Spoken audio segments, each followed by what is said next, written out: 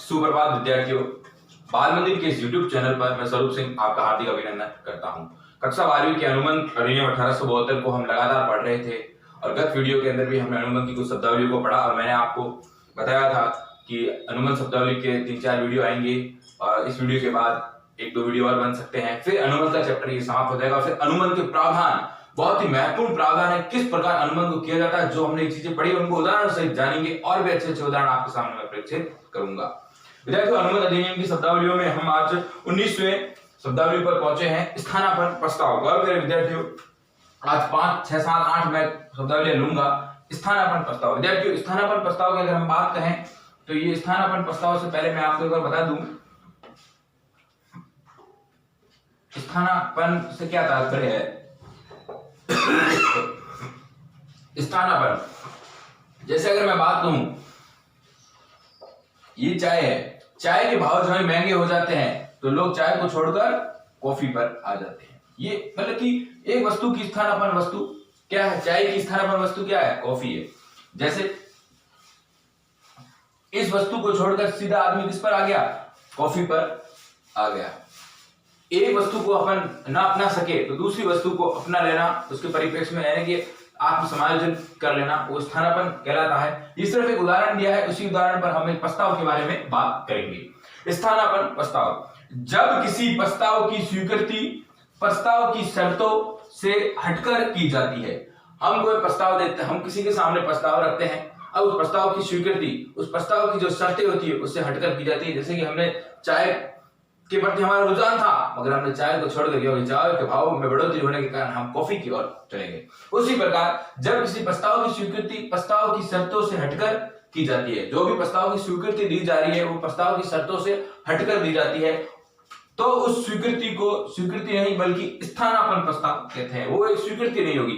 जैसे कि मैंने किसी विद्यार्थी सुना कि मैंने किसी एक मेरे ही मित्र से मैंने बोला कि मुझे आपके जो पहना हुआ ये रेन कोट है, मुझे ये रेन कोट चाहिए, मगर आपने स्वीकृति रेन कोट की ना देकर उस रेन कोट की जगह एक ऐसा कोट दिया जो उस रेन कोट से थोड़ा हटकर था, मगर उसके समक्ष था, उसके अनुसार था, मगर वो सेम रेन कोट नहीं था। आपने स्थानापन्न कर लिया और वो स्वीकृति जो मुझे मिली, वो प्रस्ताव की जो स्वीकृति थी वो स्थानापन्न स्वीकृति कहलाई, ना कि वो स्वीकृति कहलाई क्योंकि उसकी जगह उसके बदले में मुझे दूसरी चीज दी जा रही थी। गौर करें विद्यार्थी, यही स्थानापन्न प्रस्ताव होता है। जब किसी प्रस्ताव की स्वीकृति प्रस्ताव की शर्तों से हटकर की जाती है, गौर करें, तो उस स्वीकृति को स्वीकृति नहीं कहा जाता बल्कि स्थानापन्न प्रस्ताव कहा जाता है।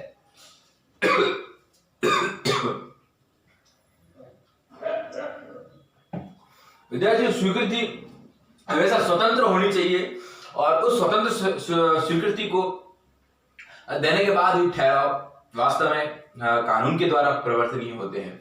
और जब वो स्वीकृति स्वतंत्र नहीं होती है, निम्न बातों से मैंने बताई थी कि कुछ बातों से वो स्वीकृति प्रभावित होती है और उन बातों के बारे में आज हम बात करेंगे। वो बातें हैं, पहली बात अगर हम बात करें तो उत्पीड़न।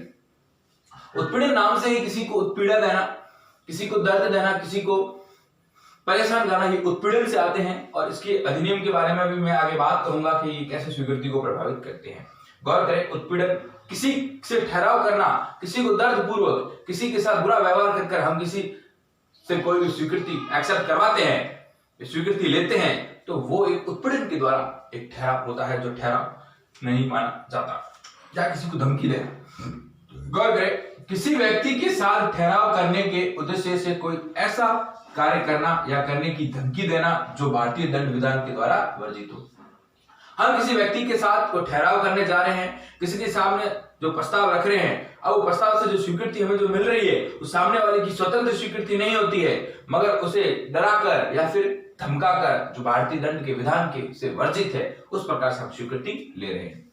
गौर करें, विधान के द्वारा वर्जित है हो या किसी व्यक्ति के हितों के विपरीत उसकी संपत्ति को अवैधानिक रूप से रोकना या रोकने की धमकी देना, ये सब उत्पीड़न के अंदर आता है। विद्यार्थियों, जैसे कि अगर मैं बात कहूं कि एक राम नाम का व्यक्ति है, वो श्याम नाम के व्यक्ति का एक प्लॉट, इस प्लॉट की कीमत 10 लाख रुपए है। गौर करें विद्यार्थियों, और राम इस प्लॉट को उसे डराकर, उसे धमकाकर सिर्फ 1 लाख रुपए मात्र में लेना चाहता है। ये उत्पीड़न है, ये भारतीय दंड विधान के द्वारा वर्जित है। ये उसकी अवैधानिक तरीके से उससे पैसे मांगे जा रहे हैं। 10 लाख की कीमत जो वास्तविक कीमत से ना लेकर उसे 1 लाख में लेना, ये उत्पीड़न है। या फिर राम नाम का व्यक्ति श्याम नाम के व्यक्ति के प्लॉट पर अपना कब्जा कर बोलता है कि ये प्लॉट मेरा है, और कानूनी कार्रवाई से देखा जाए तो सब श्याम के नाम के कागजात है इस प्लॉट के। अब राम इस प्लॉट पर अपना कब्जा करता है और बोलता है श्याम को, ये मेरा प्लॉट है, मैं इसका मालिकाना हक हूं, और जो ये उस पर अवैधानिक तरीके से इस पर कब्जा करके बैठा है, धमकियां देकर, उसे डराकर, ये भारतीय दंड विधान के द्वारा वर्जित है। और इसकी संपत्ति को अवैधानिक तरीके से रोक कर बैठा है, इस पर उसका मालिकाना हक जायजा नहीं करने दे रहा है, ये उत्पीड़न होता है। तो उत्पीड़न से द्वारा किया गया ठहराव कभी भी राजनीति के द्वारा परिवर्तनीय नहीं होता है। गौर करें विद्यार्थियों, किसी व्यक्ति के साथ ठहराव करने के उद्देश्य से कोई ऐसा कार्य करना, ठहराव करने के उद्देश्य से कोई ऐसा कार्य करना या करने की धमकी देना जो भारतीय दंड विधान के द्वारा वर्जित हो, या किसी व्यक्ति के हितों के विपरीत हो। उस व्यक्ति का, देखो, इस श्याम का हित मारा जा रहा है, हितों को मारना नहीं है, हित मारा जा रहा है। यहाँ विपरीत हो, हितों के विपरीत हो, उसकी संपत्ति को अवैधानिक रूप से रोकना या रोकने की धमकी देना। ये 10 लाख का प्लॉट जब वो 1 लाख में ले रहा है तो वो उसके रोकने की धमकी दे रहा है कि 10 लाख का प्लॉट 1 लाख में मुझे ही बेचना है, या फिर उस प्लॉट पर जाकर कब्जा कर रहा है। ये उत्पीड़न है, ये उसे तंग कर किसी चीजों का हड़पना होता है। अनुचित प्रभाव, कैसा प्रभाव? ये प्रभाव ऐसा अपना उसके ऊपर प्रभाव डालना जो उचित नहीं हो, अनुचित हो। जब कोई व्यक्ति दूसरे व्यक्ति की इच्छा को प्रभावित करने की स्थिति में होता है। देखो, अनुचित प्रभाव से यहाँ आपको ये दिमाग के अंदर सेट करना है, किससे प्रभावित करना है? इच्छा को। इच्छा को प्रभावित करने की स्थिति में होता है तथा वो उस स्थिति का उपयोग करके उसे दूसरे व्यक्ति के साथ अनुबंध में अनुचित लाभ प्राप्त करना है। गौर करें विद्यार्थी, जैसे कि यहाँ अगर हम बात करें तो श्याम की इच्छा नहीं थी कि वो उस प्लॉट को बेचे, भले उसकी कीमत 10 लाख थी, मगर श्याम की इच्छा ही नहीं थी कि वो उसे 10 लाख में भी बेचे। मगर एक व्यक्ति राम उसकी इच्छा को प्रभावित करता है, प्रभावित करने की स्थिति को पैदा करता है, स्थिति को पैदा करके ऐसी स्थिति का उपयोग कर उससे वो प्लॉट हड़पने लगता है। उसकी इच्छा भी नहीं थी, वो अनुचित प्रभाव उसके ऊपर ऐसे डाले जाते हैं। वो उसकी इच्छा नहीं थी, भले उसकी कीमत 10 लाख है तो भी उसकी इच्छा नहीं है वो प्लॉट बेचने की, मगर उस पर ऐसे अनुचित प्रभाव डालकर उसकी इच्छा को जाहिर किया जाता है। उसकी इच्छा को बिना इच्छा के वो प्लॉट बेचने के लिए उसे उत्सुक किया जाता है ताकि वो प्लॉट बेच सके। ऐसे अनुचित प्रभाव से किए गए ठहराव भी व्यर्थनीय नहीं होते हैं, परिवर्तनीय नहीं होते, माफ कीजिएगा। जब कोई व्यक्ति दूसरे व्यक्ति की इच्छा को प्रभावित करता है, प्रभावित करने की स्थिति में होता है, कैसी उसकी इच्छा को प्रभावित करने की स्थिति में होता है तथा वह उस स्थिति का उपयोग कर उस स्थिति का, यानी कि उसकी इच्छा को प्रभावित करने की स्थिति का उपयोग कर उसे दूसरे व्यक्ति के साथ अनुबंध में अनुचित लाभ प्राप्त करता है। दूसरे व्यक्ति के साथ अनुबंध करता है और अनुबंध में लाभ प्राप्त करता है। अब उस व्यक्ति की इच्छा ही नहीं है 10 लाख में प्लॉट बेचने की, भले उसकी कीमत 10 लाख हो, मगर ऐसे उसकी इच्छा को जाहिर कर उसे उत्सुक कर उसके ऊपर ऐसा दबाव डालकर उससे कुछ हड़प रहा है चीज और उसे लाभ प्राप्त कर रहा है। ये अनुचित प्रभाव का मतलब इच्छा से होता है। कपट क्या है? गौर करें, अनुबंध के पक्षकार या उसके एजेंट, कोई भी अनुबंध उसके पक्षकार या फिर उसके नीचे जो एजेंट प्रतिनिधि होते हैं वो काम करते हैं। एजेंट द्वारा दूसरे पक्षकार के समक्ष अनुबंध के महत्वपूर्ण तथ्यों को मिथ्या वर्णन करना अथवा उन्हें छिपाता है ताकि दूसरे को धोखे में डालकर उसे अनुबंध के लिए प्रेरित किया जाए। गौर करें, इसको मैं उदाहरण के द्वारा समझाऊंगा विद्यार्थियों। कपट को समझने का प्रयास करें। जैसे कि एक राम नाम का व्यक्ति है, गौर करें, राम से ही उदाहरण लेंगे। इसकी बहुत सारी जमीन है, उसको अलग अलग खंडों में इस राम ने प्लॉटों में बांट दिया। गौर करना, अब इस राम ने, वास्तविक में ये राम की जमीन थी और इसने बांट दिया है, कोई दोहराई की बात नहीं है, रजिस्टर्ड जमीन है, इसकी खुद की जमीन है। इसने अलग अलग कॉलोनी काटी और कॉलोनी काटकर अलग अलग प्लॉटों में बांट दिया। अब इस राम ने इस प्लॉटों को 1 2 3 4 5 6 7 जैसे 20 प्लॉट थे, इस 20 प्लॉटों को अलग अलग लोगों को बेच दिया। अलग अलग लोगों को बेच दिया, कोई दिक्कत वाली बात नहीं है। जब इसने अलग अलग लोगों को बेचा तो इसका पूरा मालिकाना हक किससे, 20 लोगों के पास चला गया। अब इसके और भी कोई एजेंट है, प्रतिनिधि है, ये दूसरे एजेंटों के, दूसरे लोगों के पास गए, जो 20 लोग नहीं है जिनको ये बेचे थे उनके पास नहीं, और दूसरे लोगों के पास गए, जैसे कि मोहन के पास गए, सोहन के पास गए। वहां जाकर बोला, राम के एजेंटों ने बोला कि बहुत ही अच्छी कॉलोनी कटी हुई है, वो कॉलोनी के प्लॉट बिक रहे हैं, आप चले, हम आपको प्लॉट दिखा देते हैं और बेच देते हैं। और राम ने उन एजेंटों के थ्रू लाए हुए ग्राहकों को ये प्लॉट और बेच दिए। वास्तव में अगर देखा जाए तो राम ने उनको पहले इन 20 लोगों को बेचा, उनका मालिकाना हक हो गया। अब जब इनको झूठ बोलकर, इनसे झूठी रजिस्टर या खुद के नाम की बताकर जब ये प्लॉट इनको बेच रहा है, तो ये बिल्कुल एक कपट की भावना है। माफ कीजिएगा, ये बिल्कुल एक कपट की भावना है।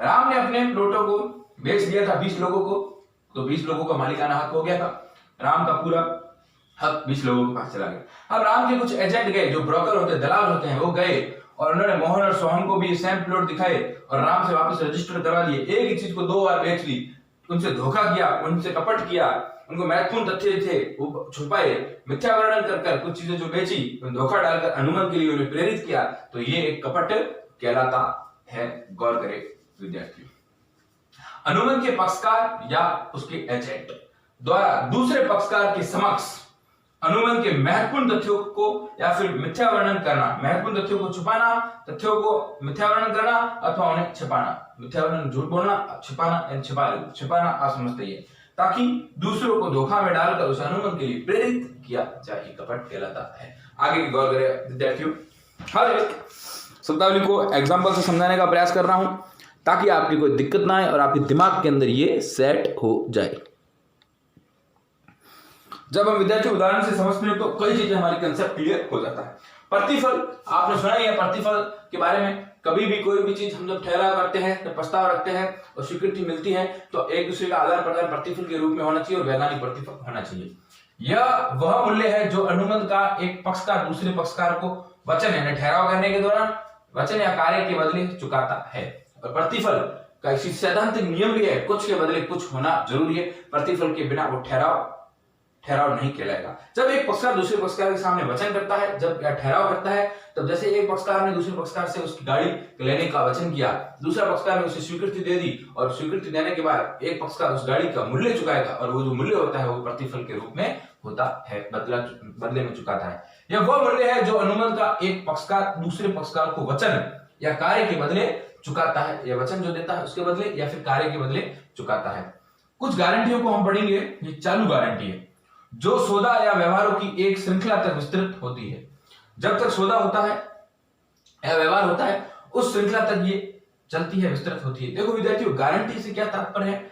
गारंटी हमेशा दी जाती है। आज के समय में गारंटी के बिना कुछ नहीं होता। एक गारंटी होती है, एक वारंटी होती है। विद्यार्थियों, हम जब कुछ वस्तु खरीदते हैं उसके उपलक्ष्य में अगर हम बात करें तो गारंटी से तात्पर्य कि कोई वस्तु जब खराब होने से उससे वापस नहीं बदल कर दी जाती है, और वारंटी वो होती है, वारंटी पीरियड उस वस्तु को वापस सही करके दी जाती है। मगर यहाँ जो ये गारंटी है, इससे ये तात्पर्य है कि एक व्यक्ति, जैसे कि अगर मैं बात करूं, ये राम नाम का व्यक्ति है, चोलामंडलम फाइनेंस में गया और इसने यहाँ से एक गाड़ी उठाई। अब गाड़ी कितने की है? 10 लाख की है।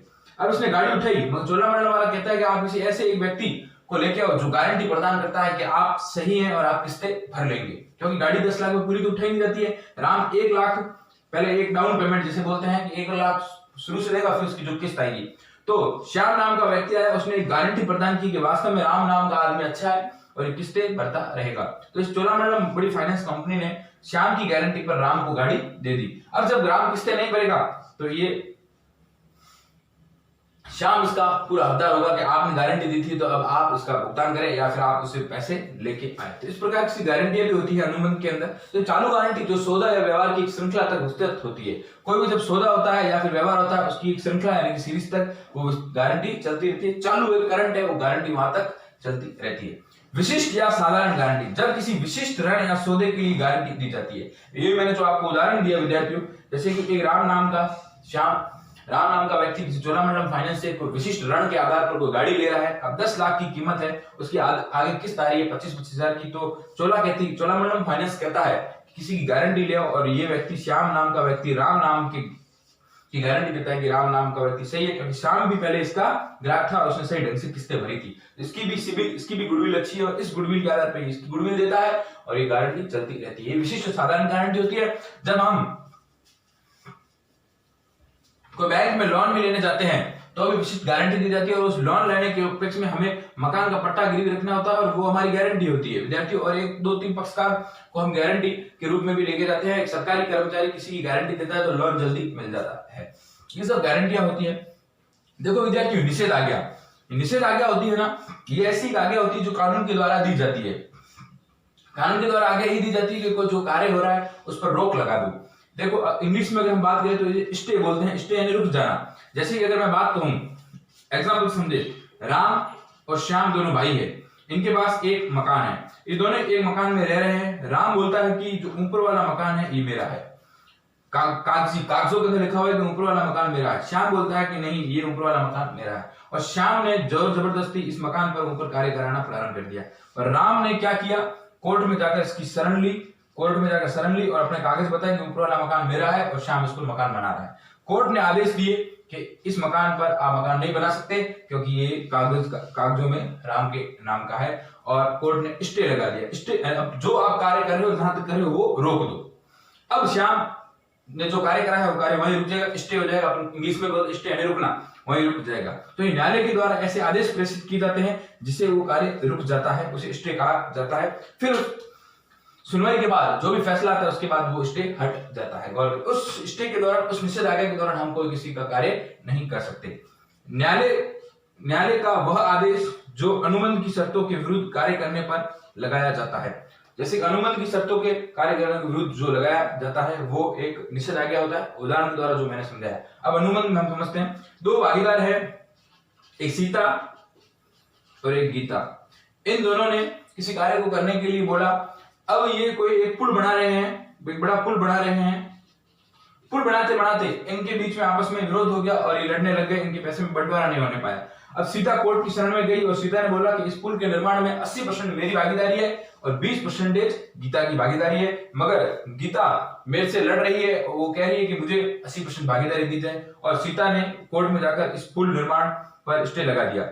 स्टे लगा दिया क्योंकि इन आपस में लड़ाई हुई और कोर्ट ने इनके विरुद्ध आदेश दिया कि अभी पुल का निर्माण रोक दिया जाए, एक बार इनके बारे में सुन लिया जाए, इनके अनुबंध को देख लिया जाए कि वास्तव में 80 और 20% की भागीदार कौन है। फिर वो उनके विरुद्ध जो भी फैसला आया और कार्य वो रुक गया, और कार्य रुकने के बाद वापस क्या हुआ, जब भी जो आदेश आया उस आदेश के अनुसार वो कार्य करने लग गए और 80 और 20 का जो भी अनुपात था उसे भी बांट लिया गया। तो न्यायालय का वो आदेश जो अनुबंध की शर्तों के विरुद्ध कार्य करने पर लगाया जाता है। अनुबंध की जो भी शर्तें हैं उन शर्तों के विरुद्ध, अब जो आपस में लड़ गए उन शर्तों के विरुद्ध एक ऐसा आदेश लाया जाता है, न्यायालय आदेश देता है। इस प्रकार विद्यार्थियों हमने कुल मिलाकर 3, 4, 5, 6, 7, 8 करके 8, 9 करके हमने शब्दावली को पढ़ लिया है। यहाँ तक हमने 26 शब्दावली को पढ़ लिया है। धन्यवाद विद्यार्थियों, अपनी कॉपी में करने का प्रयास करें। आगे 1-2 वीडियो की और शब्दावलियों का समझने का प्रयास करेंगे।